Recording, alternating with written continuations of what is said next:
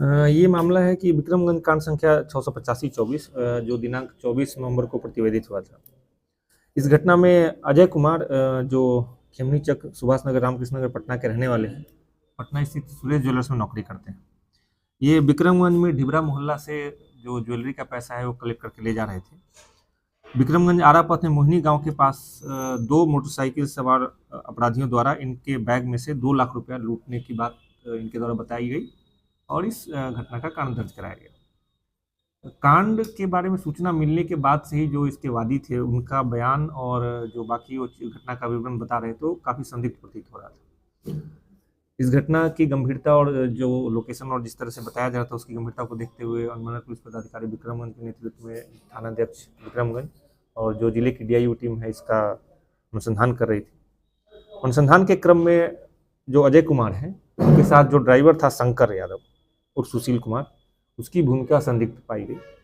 उसकी गतिविधि के बारे में जांच करने पर एक व्यक्ति के बारे में पता चला जिसका नाम, दो लोगों के बारे में पता चला, दीपक कुमार और सोनू कुमार।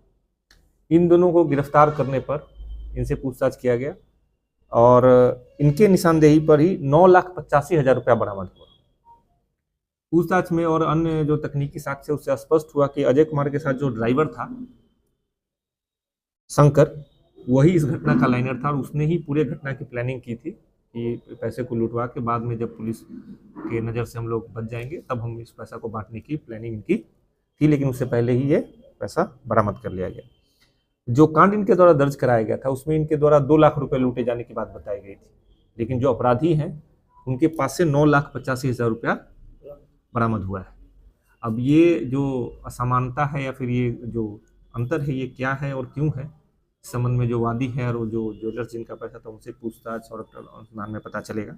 लेकिन इस पूरे घटना के अनुसंधान से यह बात स्पष्ट हो गया कि जो अजय कुमार के साथ ड्राइवर थे उनकी मिली भगत, और अजय से भी पूछताछ अभी बाकी है, इनकी मिली भगत से इस घटना को अंजाम दिया गया और एक लूट की झूठी घटना को प्रतिवेदित कराने की कोशिश की गई, जिसका उद्भेदन पुलिस द्वारा किया गया है। और इस घटना में जितना पैसा बताया गया तो उससे ज़्यादा पैसा अपराधियों के पास से बरामद किया गया। दोनों अपराधियों को गिरफ्तार किया गया और बाकी जो तीसरा अपराधी शंकर कुमार है उसकी गिरफ्तारी के लिए छापेमारी जारी है, उसको भी गिरफ्तार किया जाएगा। इनका मोबाइल फ़ोन जिसके लूटे जाने की बात उस घटना में बताई गई थी, 3 मोबाइल फ़ोन और 9,85,000 रुपया नकद बरामद कर लिया गया। इसमें पूरी तरह से वैज्ञानिक तरीके से अनुसंधान करके अनुमंडल पुलिस पदाधिकारी विक्रमगंज और डीआईयू टीम के द्वारा बढ़िया काम किया गया, जिससे ये लूटा हुआ पैसा उससे अधिक पैसा अपराधियों के पास से बरामद हुआ।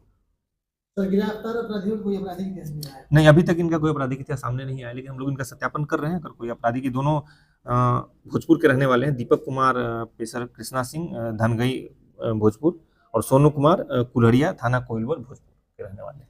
और जो ड्राइवर था इस घटना में वो भी इन लोग को पहले से जानता था, उनकी मिली भगत से ये साजिश रची गई और इनको अंदाजा था कि ये जो पैसा है ये शायद पैसे में भी कुछ गड़बड़ी है, कि कुछ गलत पैसा है या फिर जो जिसका प्रॉपर सही तरीके से हिसाब नहीं रखा गया, इसलिए घटना को अंजाम दिया गया ताकि जो वादी हैं पूरे घटना को मतलब खुलासा करके पुलिस को नहीं बताए ताकि ये पैसा ये लोग दबा पाए।